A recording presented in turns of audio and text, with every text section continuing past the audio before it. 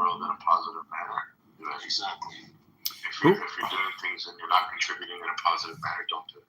But Exactly. why just limit yourself to Islam, though? I mean, there's 5 major world religions and hundreds of others. I'm just saying that why dedicate yourself to one specific information source as opposed to studying Buddhism or Hinduism or Judaism or Christianity or anything else? I mean, what is this fascination of yours with Islam? That's a great question.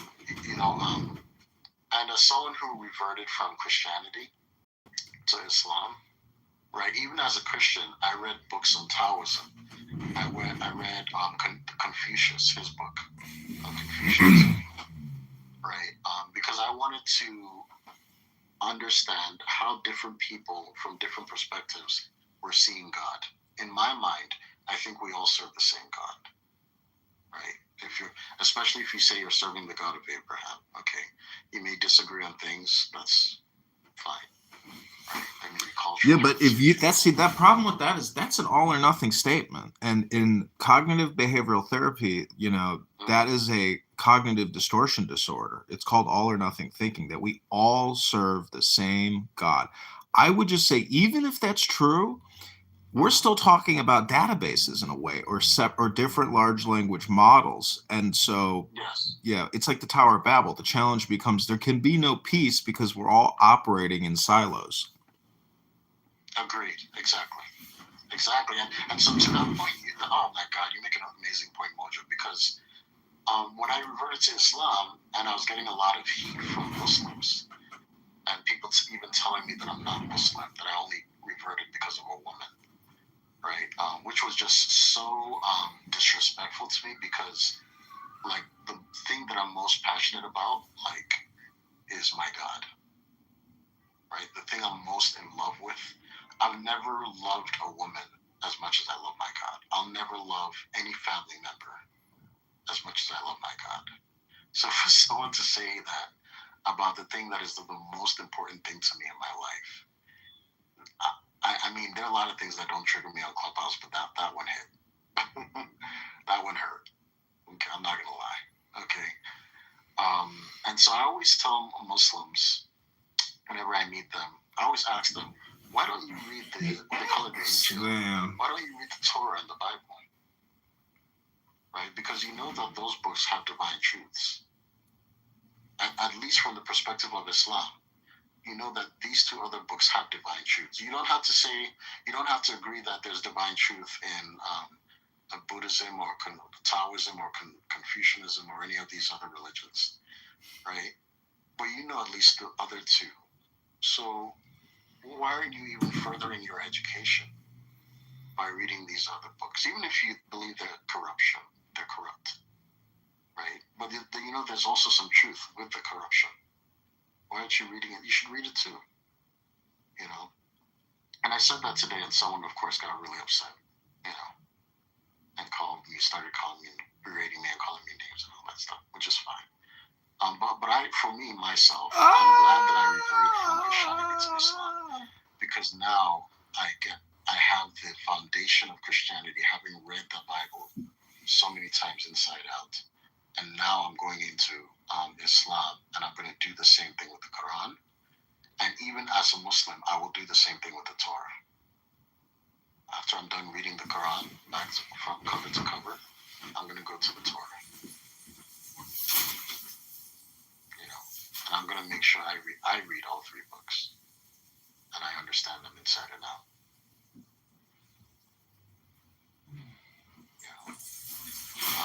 But yeah, I think it's important to at least have the knowledge and the awareness. Even though Islam is what I practice, it is my lifestyle. It is I worship Allah, right? Well, what do you think the word Allah means? What do I think it means? I know it means God. That's what it means to me, is God. I mean, sound it out. All, all. So is that saying that everything is God? Well, it's not an English word. It may not be English, but my point is it's still a sound. And so all words are sounds. Just like the Yes, word Yahweh or Hashem. I mean, these are sounds. And so, they're used in incantations, in meditation, in chanting. Om, things like that. So what I'm trying to say is these are ways to clear the mind by chanting them. People say Allah, Allah, Allah, like that. That is to essentially cleanse the mind of all the other words that your brain is constantly generating.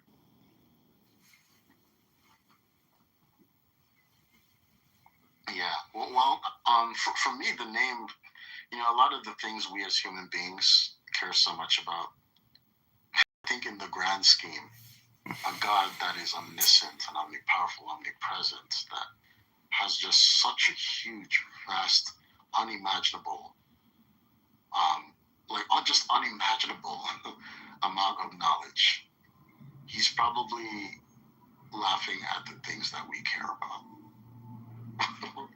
It's almost like the kid, when you're a kid and you get really upset because somebody won't let you play with a toy that you really want to play with. As an adult today, you wouldn't if a kid wanted to play with a toy that you had, Mojo, you would just give it to the kid. You wouldn't care about, making sure you play with it first, right? But for a child, that's a priority. And that means something, to be able to play with his toy. And so I think that's the way God kind of sees us, as children with kind of a limited intelligence. I think that's how he kind of sees me, even me, that maybe sometimes I worry about things that don't really matter, And the only really important thing is, again, to love God with all your heart and soul and all your strength, as best as you can, and let that be informed in the way you treat other people that he's created. So be kind to other people, and of course different human beings have different impressions of what kindness and love really looks like, and but everyone just do your best. There's a thing about studying, though. It's raising your intelligence. And when you raise your intelligence, you also raise your emotional intelligence. And that's what a lot of people haven't yet discovered on this app, is that the higher the level of intelligence, the more books and the larger their language model and comprehension of those words, the higher their emotional intelligence will also be. And they won't engage in petty discourse and heated, angered conversation. That's a waste of time. That's for unintelligent people. Exactly. Exactly. I actually left a side of Clubhouse because I started to realize that I had outgrown it. I started coming to different spaces. But if you come back to teach people, to show them the enlightenment, you're a Buddha or a Bodhi. You're the Bodhisattva who returns to help other people achieve enlightenment. But I think only through intelligence can you probably get to that blessed state of divine understanding. And it takes work. Some people say it can be instantaneous, but I think I think until you know that it's stupid to road rage, you're still stupid. You haven't increased your intelligence enough. Exactly. Why are you yelling at another guy in a car that you've never met before? You don't know what he's going through, and you will probably never see this human being again. Why is it so important that he knows that you are upset? Right. Especially if he's not going to do anything about it. He's not going to say, I apologize. He's not going to, he doesn't have any intention of doing that. And you will never see you'll probably never see this human being again. Well, this goes back to, in my opinion, back to Israel, Gaza. A well-trained soldier and an officer is a gentleman. They don't go out and commit murder, but they will pursue justice and fight enemies to the death. And a ninja, a samurai, doesn't get emotional when he goes out on an operation. That's a distraction to his outcome and his goals. So part of education and training and discipline is the control of your emotions. And so many people are figuring this out. I mean, a lot of people have been discussing this for thousands of years, because an emotionally disequilibrated person who has no emotional, balance, is going to lose the battle. It's it's like swordplay.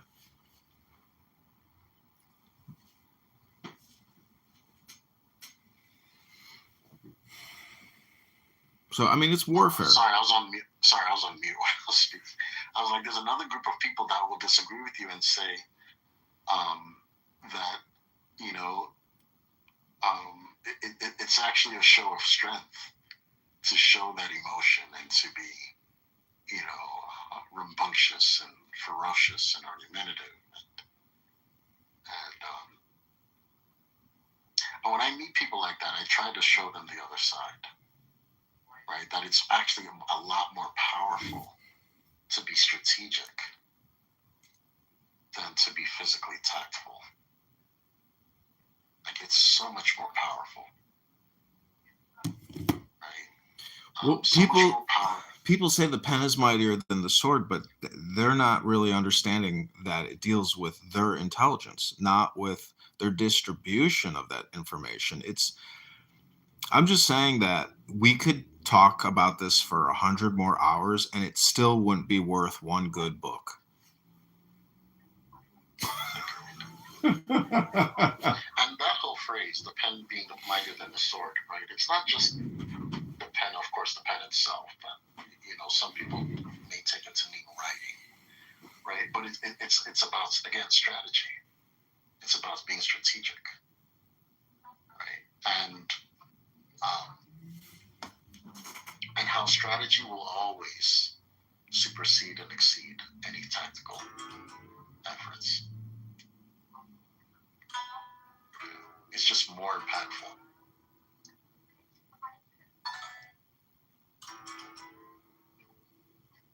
Yes, I'm with you, Mojo. Right? I'm with you on that. I agree with you on that.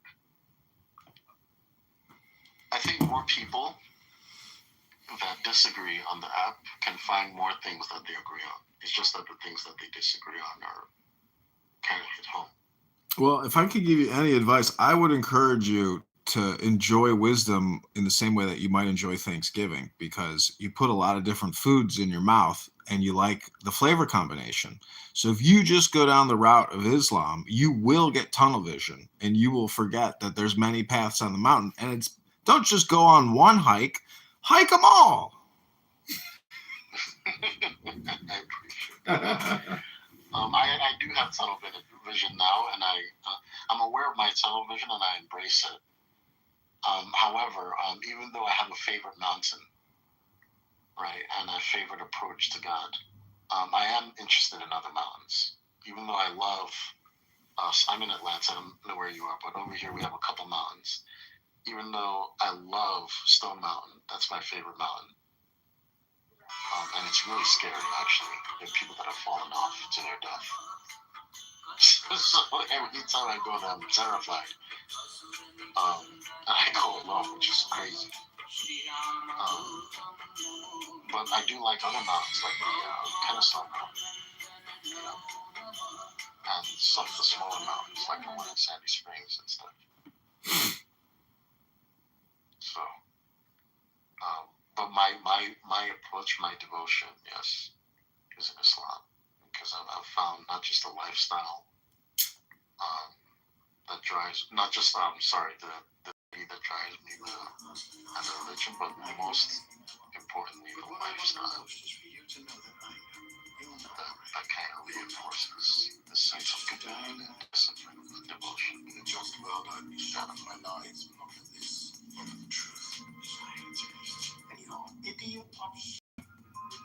I'm building this app, right? And I love Clubhouse because it's kind of reframing my thinking around the app. I'm building an app that is, I don't want to say destined to fail, but I'm not necessarily building it to succeed from a business sense, right? If I was building a dating app to succeed from a business sense, obviously the idea would be to keep people on the app and keep them dating. Keep people dating. Make the app a vibe, make it attractive to, let's say, Gen Z, younger millennials, and just make it a vibe, make it fun, make dating fun. But this app that I'm building makes dating more devotional, you know. And it's going to be interesting to see what happens with it. It's almost like building a playground, but without toys. Because everything it's you get exclusivity from the onset. So you don't have all these matches and all these flavors. What do you think about lying in relationships, or projection, or people who essentially don't want to say what they're actually all about or what they're doing? I mean, it seems to me like the birds and the bees aren't having huge conversations, when they're flying from here to there. So I'm just saying that I think a lot of people either just don't want to say what's going on in their lives, or they lie about what they're doing, or because many of these women are so ultra connected to their cell phone, because they literally, if you're on Hinge and Bumble and you've been talking to people for years, you're like a realtor harvesting clients. You see what I'm saying? You're not actually in it to be in a union with one person. So people really are, in a way, super polyamorous now, but no one will admit it because, I mean, a lot of women are looking for that boat daddy or that sugar daddy, or, they're looking for that, for that windfall. They're gold diggers. Exactly. And it's a cognitive dissonance to say I'm looking for the one, but I'm keeping my options open with 7 people around me. If any one of those 7 people are the one, how will you cultivate that relationship with them if you've got 6 other distractions? Nobody can ever be the one. Like, the one doesn't even have a shot. Even if he's the one you like the most, okay, and you've built the strongest connection with. So even if he's the one you have the strongest connection with, you're surrounded by 7 other distractions.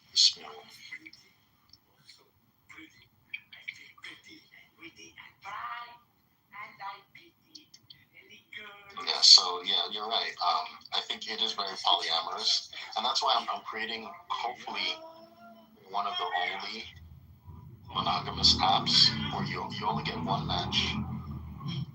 You get one match until, like, you guys unmatch. Other matches, and you're encouraged to have a phone conversation versus texting on the app. So I don't know how people are going to feel about that. But my thinking is that there'll be a lot of people that will that are looking for devotion and connection in the polyamorous world.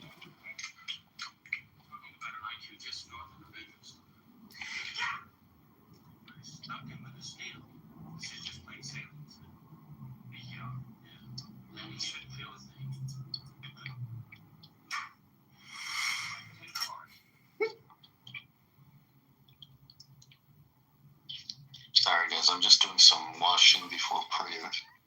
Call it wudu in Islam.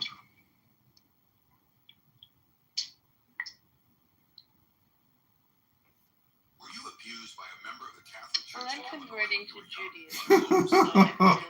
Different kind of Scenes.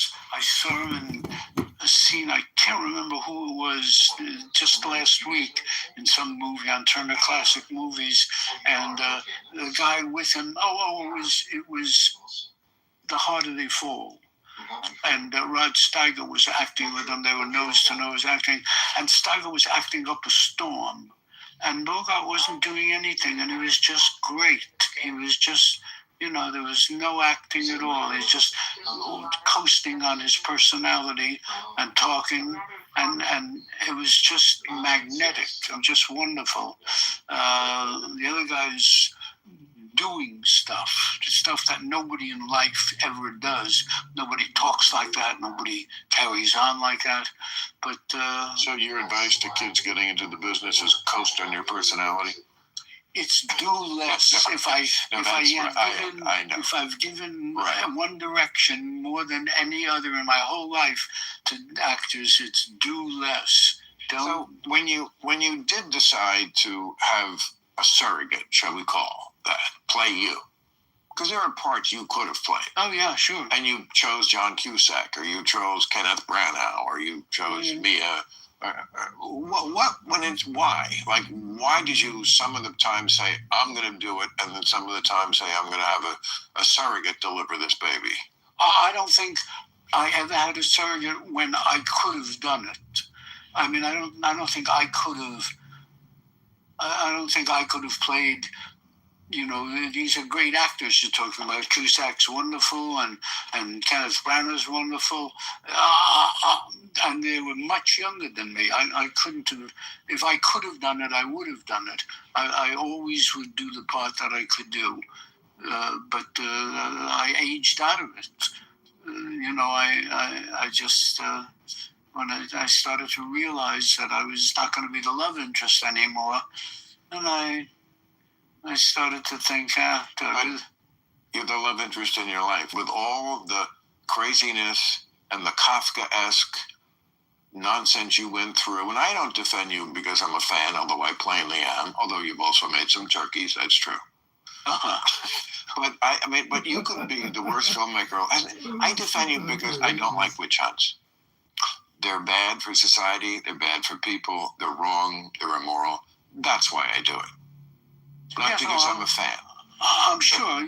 Your persona is much more socially engaged, much more politically engaged. So an issue, you would engage the issue on the merits of the issue. Yes, and I see a connection between a lot of where the left went that I did not like in recent years and this kind of case, this kind of moralizing, this kind of bullshit, standing apart from the facts, just wanting to look like we're the good people and we shun this person and this person is canceled and that kind of stuff. I don't like it in any of its dimensions. Look, I always say about these cases, if you're not in the room, just don't say to me, I know. You don't know. I don't know about you. Nobody knows except you. I would just say that of all those kind of cases, the preponderance of evidence on the one side makes it just... Okay, I'm going to read from the Czar. Have you ever heard of this book, Seneca?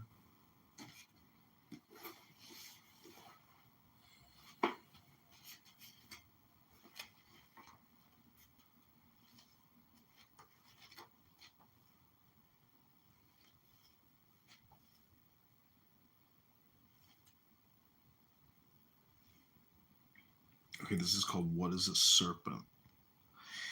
These riddles confuse not only Rabbi Yosef, the cryptic language is intended to mystify the reader as well. And on the serpent, all the animals go in pairs while the serpent goes on the road all alone. Most of the images in the first two riddles allude to various stages in the process of Gilgul, reincarnation, one of the most esoteric doctrines of the Zohar. The riddle of the beautiful maidens is expounded below.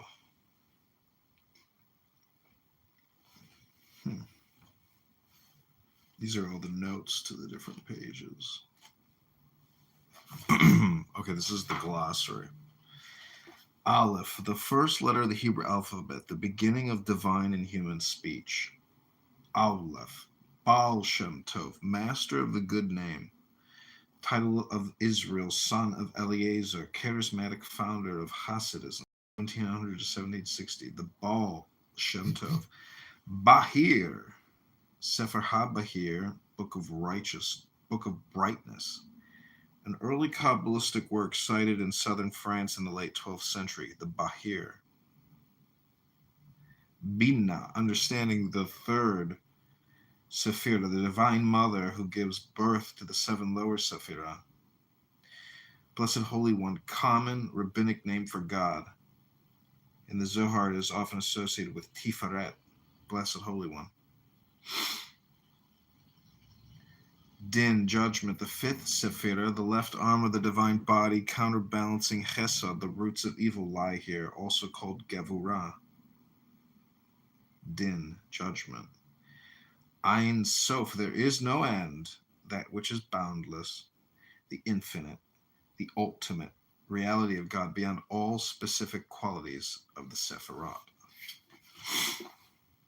Okay, I'm going to change the title to Jewish Glossary.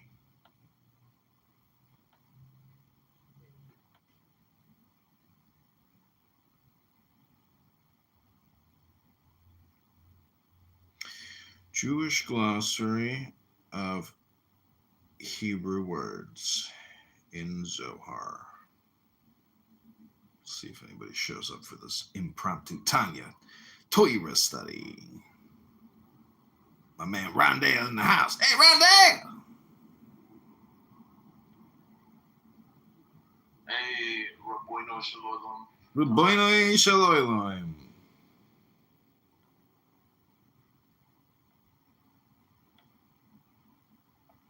Okay, I hope you enjoyed this impromptu Hebrew study. Here we go.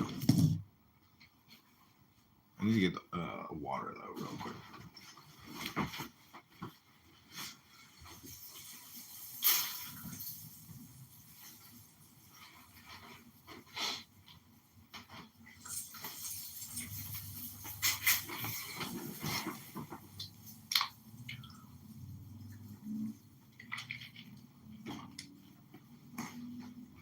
Okay, Moshe, I hope you enjoy this as well.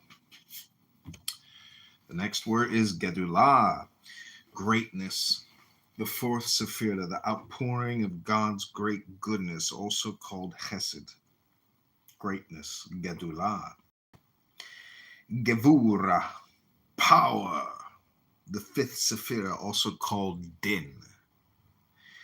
Gematria, the numerical value of Hebrew letters, or gematria, employed as a technique of interpretation. I thought it was interpenetration, but it's interpretation. Chassid, devotee, pious one. Hasidism, popular religious movement that emerged in the second half of the 18th century in Eastern Europe. Hasidism. Chesed, love, the 4th Sephira, the right arm of the divine body, counterbalancing Din, also called Gedulah. Gedulah, greatness, and Chesed, love. Chod, majesty, the 8th Sephira, the left leg of the divine body, source of prophecy, along with Netzach. Chod, majesty. Chokmah, wisdom. Chokmah, wisdom, the 2nd Sephira, the primal point of emanation. Holy Ancient One, the most ancient manifestation of Ein Sof through Keter, its crown. Holy Ancient One, Idra, threshing floor assembly. Idra Rabbah, the great Idra, a description of the gathering of Rabbi Shimon and the comrades at the threshing house where secrets of God's inner being are expounded, threshing out the secrets of Zohar.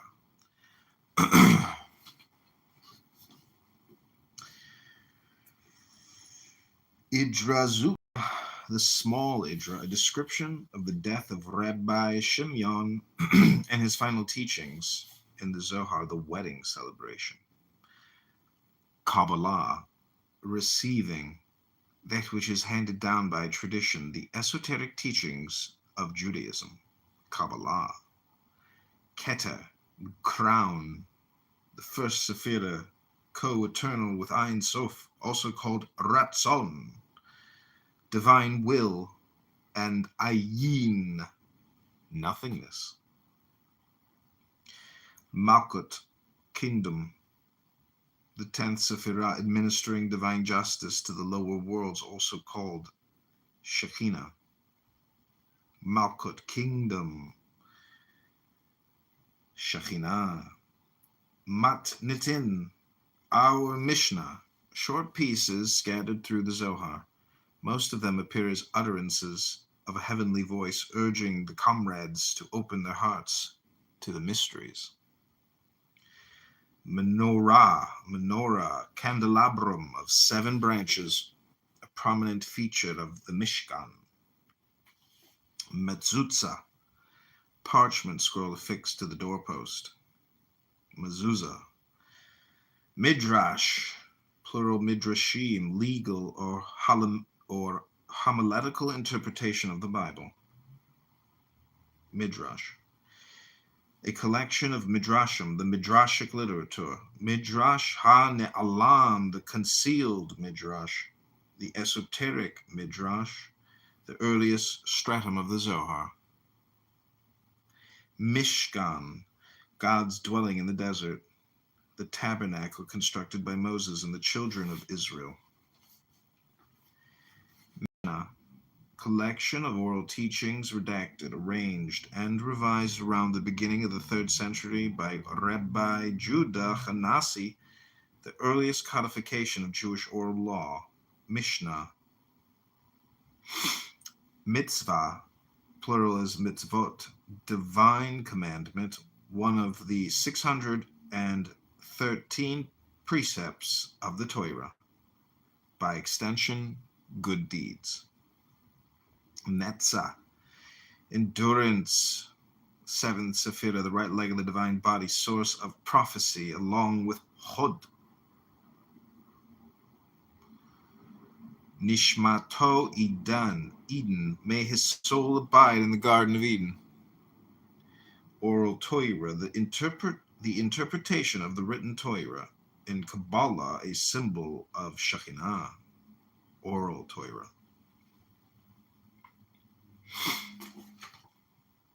Kav Hamidah, the standard of measure, detailed explanation of the process of emanation, delivered by Rabbi Shimon. Kav Hamidah, the standard of measure. Okay, that's it. That's all I'm going to read. I hope you enjoyed. That's the glossary of the Zohar. Okay, I'm going to create a new room. Seneca Rondale. See you soon. Bye.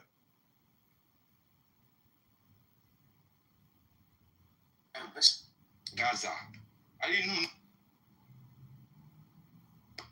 You're not most of I didn't know really about that. And Abraham is telling me about South Africa. I went to University of Pretoria in 2014. Most people don't care about Israel. This is what they call political posturing. Political posture. I get it. A lot of South Africans feel some kind of way about Israel because of apartheid. Fair enough. It has nothing to do with Gaza. They feel some kind of way. So that's one country. The issue of the African Union, that's not the... Okay, this is the return of Mojo.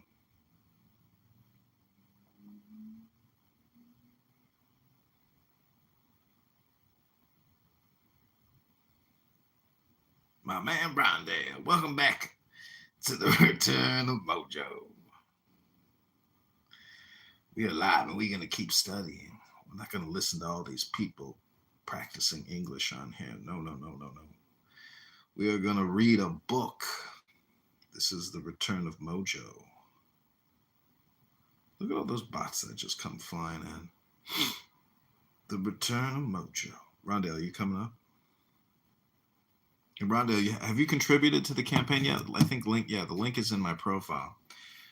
You know, I know you do a lot of day trading, but $100 will help us get, 50 signatures. So please consider contributing now. I have a lot of work to do on the campaign, but we're going to do a little Torah study here. A little Torah study.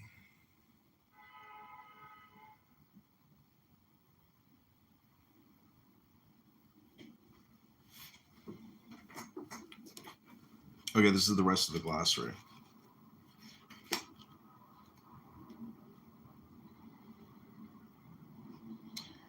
Ra'aya Mahimna, the faithful shepherd, an early imitation of the Zohar, so successful that it was printed as part of the work.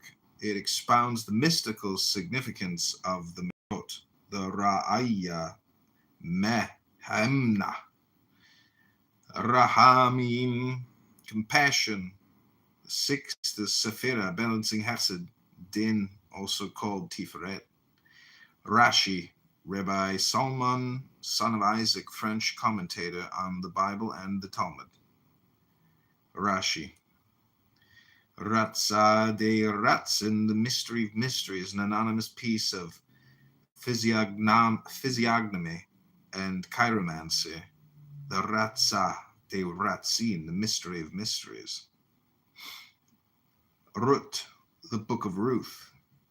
Sava de Mishpatim, the old man of Mishpatim, Torah portion, an account of the comrades' encounter with a donkey driver who turns out to be a master of wisdom. The old man and the beautiful maiden. Sephirah, one of 10 aspects of God, 9 of which emanate from Ein Sof and Keter. Sephirah. Shalom, peace, well-being, completeness. Shalom, peace, well-being, and completeness. Shalom. Shalom. Shekhinah. Shekhinah, divine presence. 10 Sephirah, female partner of Tiferet, also called Malkut. Shir HaShirim, Song of Songs. Sifra di Zeniuta, the Book of Concealment. Fragmented commentary on the beginning of the Torah in short, obscure sentences divided into 5 chapters. It deals with the secrets of divinity. Sifra di Zeniuta, the Book of Concealment. Sitrei Torah, Secrets of Torah. Pieces of verses from Genesis, printed in separate columns, parallel to the main text of the Zohar. They contain allegories of the soul and secrets of the divine and demonic. Sitrei Torah, Secrets of Torah.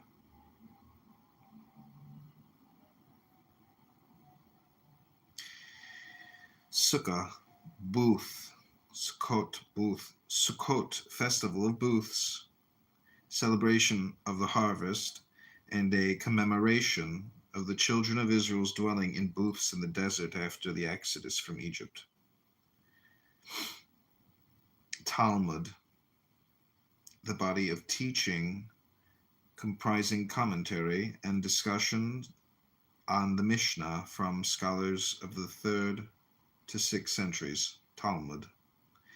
Targum, translation of the Bible into Aramaic. Targum, translation. Targum Onkelos, a Targum on the Torah, composed by a proselyte named Onkelos in the 2nd century. Targum Onkelos. Tav, the last letter of the Hebrew alphabet. Tav. Tiferet, beauty. The 6th Sephirah, male partner of Shekinah, trunk of the divine body, also called Rachamim, Tiferet, beauty.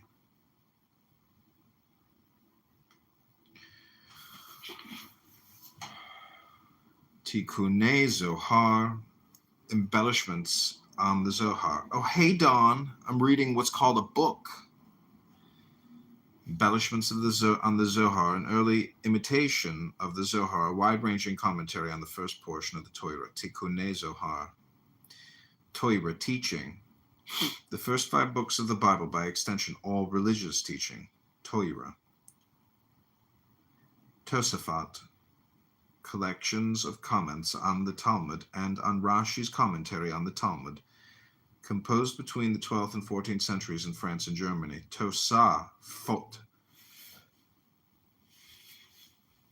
Tosefta, addenda, short pieces scattered through the Zohar. Most of them appear as utterances of a heavenly voice urging the comrades to open their hearts to the mysteries, Tosefta. The world that is coming, see above, and notes to Korban and Olah. Written Torah, the first 5 books of the Bible. In Kabbalah, a symbol of Tiferet. Yanukah, the child, story of a wonder child who teaches the comrades profound secrets. The rabbis encountered a child, Yanukah, the child. Yanukah, Yesod, foundation. The 9th Sephirah, who channels the flow of emanation to Shekhinah, also called Zadik. Yesod, foundation. Yah, short form of Yahweh that appears in poetry. Yah. Yahweh, the ineffable name of God. In the Zohar, it is often associated with Tiferet. Yahweh, Zadik, righteous one. The 9th Sephirah, Yesod, Zadik, righteous one. Zohar, splendor, radiance, splendor and radiance, Zohar. Zohar Hadash, New Zohar, a collection of Zoharic texts found in manuscripts of the Safed Kabbalists after the printing of the book of the Zohar. Title is misleading since the volume contains much of Midrash Ha-Ne'alam, the oldest stratum of the Zohar. Okay, that's the glossary of the Zohar. I hope you like that reading. What'd you think, Rondell? I liked it. The Zohar. I'm gonna block this coach. Just fucking spammers. And that guy is a scammer, Coach David Lucas. Yeah, pathetic. Okay, this is the Return of Mojo. We're gonna listen to the rest of Woody Allen here on Club Random. Very unlikely that you were guilty of this. It just, none of it makes sense. You know, I want to make one other point on what you were saying a moment ago.